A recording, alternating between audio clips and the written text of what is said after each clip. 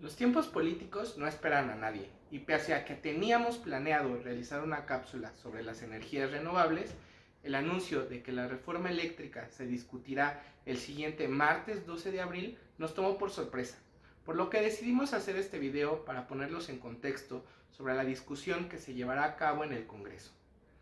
Todo comenzó en mayo de 2020, cuando la Secretaría de Energía, CENER, y el Centro de Control de Energía, CENACE, emitieron lo que a la postre se conoció como el Acuerdo de Confiabilidad Eléctrica, que buscaba regular la participación de empresas extranjeras que generan electricidad para que ordenadamente y de manera confiable suban su electricidad a la red.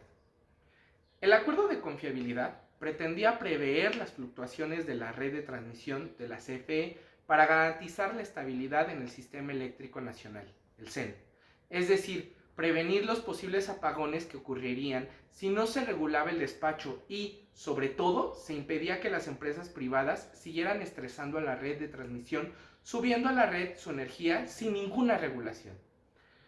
Recuerden que el acuerdo de confiabilidad emitido en ese entonces recibió una lluvia de amparos en tiempo récord por parte de asociaciones civiles y empresas privadas que exigían se diera una suspensión definitiva a la misma. Para cuando la lluvia de amparos terminó en noviembre de 2020, se habían interpuesto más de 1000 amparos en contra del acuerdo de confiabilidad y se le ordenó a la CENER la suspensión definitiva del acuerdo. El argumento principal por el cual los jueces resolvieron otorgar esta suspensión fue el hecho de que iba en contra de las normativas y leyes secundarias de la reforma de 2013. ¿Recuerdan que el fin de dicho acuerdo era prevenir los posibles apagones que podrían ocurrir de no poner orden en el despacho de la electricidad? ¿Y recuerdan los apagones entre diciembre de 2020 y febrero de 2021? En la primera de estas cápsulas hablamos precisamente de las causas que los originaron y la responsabilidad que los privados tuvieron en esos eventos, desde su desconexión en el norte del país hasta la falta de controles de seguridad adecuados. Fueron estos hechos los que le dieron la razón a la CENER, al CENACE y a la CFE de que era imperativo regular el despacho en la red de transmisión y, si con el acuerdo de confiabilidad no fue suficiente, habría que dar pasos más grandes con el fin de asegurar el suministro de electricidad al país. Con esto llegamos a la segunda parte de nuestra historia legislativa, la Ley de la Industria Eléctrica. Derrotados ante los jueces de distrito en materia de comercio, la CENER, a través del Poder Ejecutivo, presentó la iniciativa de reforma a una ley secundaria de la reforma de 2013, la Ley de la Industria Eléctrica. En marzo de 2021 fue aprobada en las sesiones ordinarias de la Cámara de Diputados y de Senadores con el voto de mayoría relativa que obtuvo Morena en ambas cámaras. Sin embargo, gracias a una nueva lluvia de amparos, la LIE no se suspendió como el acuerdo de confiabilidad, pero se dejó de aplicar a las empresas privadas por órdenes de los jueces de distrito en materia de competencia económica, por considerar que la reforma atentaba con el derecho de la empresa a competir libremente en el mercado. Ya se dieron cuenta que, pese a que en los medios de comunicación las empresas privadas y organizaciones civiles como Greenpeace y SEMDA argumentan que estas políticas son sucias, ninguno de los amparos promovidos en contra del acuerdo de confiabilidad o de la LIE se promovió por atentar contra el derecho humano a un ambiente sano, o el de las personas a vivir sin contaminación, o con base en los acuerdos internacionales en materia ambiental suscritas por México. Todos y cada uno de los más de 5000 amparos que al final se interpusieron conjuntamente en contra del acuerdo de confiabilidad y la LIE se han realizado con argumentos puramente económicos. La LIE fue puesta en la congeladora y fue hasta el 7 de abril del 2022, un año después de su aprobación en el Congreso, que la Suprema Corte otorgó la constitucionalidad de la LIE. Dicha controversia constitucional fue para determinar si la LIE atenta contra el derecho humano a la libre competencia. Esto es algo muy grave, porque la LIE está sustentada sobre el derecho humano a una vida digna, y de ser suspendida, habría significado que el derecho humano a la libre competencia tiene prelación sobre el derecho humano a una vida digna. ¿Qué significa?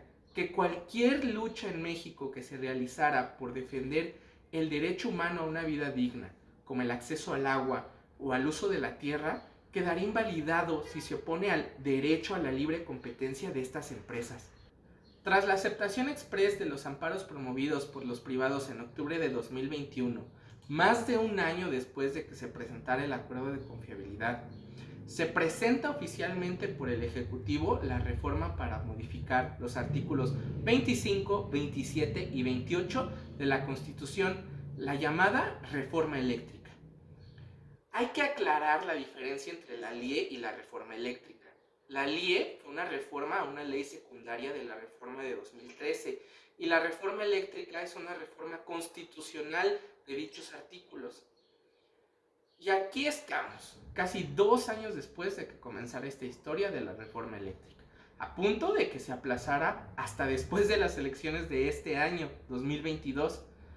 Los medios legales han sido agotados. El curso legal para garantizar el suministro eléctrico a los hogares del país se ha seguido a la perfección. Se luchó en tribunales para defender el acuerdo de confiabilidad en 2020, en el Congreso para que pasara la LIE en 2021 y ahora tenemos una reforma constitucional. ¿Qué más necesitamos? Miren, la realidad de las cosas es que Morena, ni cuchareando con sus aliados del PT y el Verde, tienen el número suficiente en la Cámara de Diputados ni en la Cámara de Senadores para aplicar la reforma constitucional. Es debido a esto que en el Grupo Acción Revolucionaria hemos impulsado la necesidad de una gran movilización de los y las trabajadoras desde la presentación del acuerdo de confiabilidad para profundizar en las propuestas que la administración actual ha realizado. Las y los trabajadores, estudiantes, mujeres y campesinos debemos de reconocer la necesidad de impulsar una nacionalización completa del sector energético. De esta forma podremos garantizar el derecho humano a la electricidad, a una vida digna.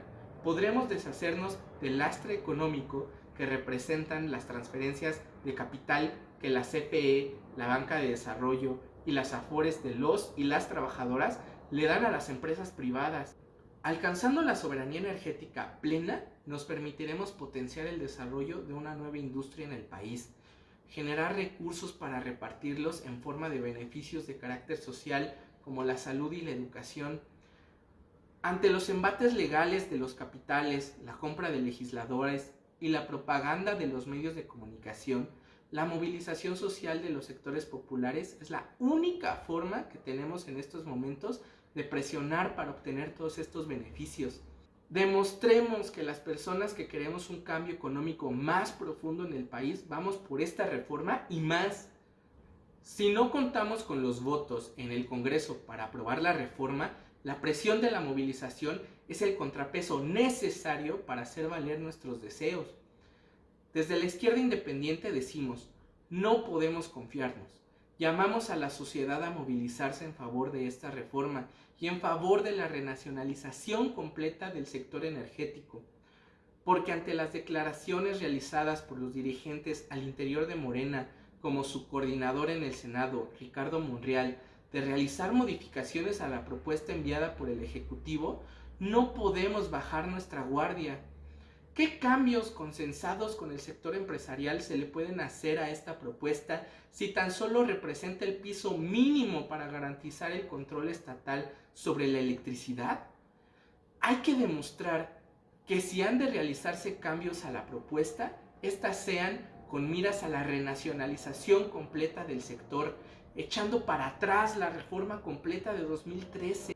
El poder de cualquier movimiento nunca ha estado ni estará en sus dirigentes, sino en las personas que los pusieron allí. Si la estructura del movimiento electoral de 2018 y sus dirigentes no están dispuestos a moverse en favor de una propuesta realizada por ellos mismos, debemos de convocar al verdadero poder, las masas organizadas que de forma independiente se convencieron de votar de forma masiva.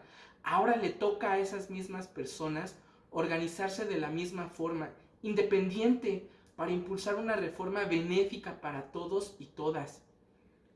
Desde el GAR tenemos críticas muy duras al actual gobierno, particularmente con la forma de negociación que algunos de sus integrantes llevan a cabo con el sector privado y con la falta de movilización de sus dirigentes en casos como este. Pero tampoco somos mezquinos ni ciegos. Llevamos casi 15 años luchando en favor de una renacionalización del sector energético, en conjunto con muchas organizaciones que también se han movilizado en favor de la reforma.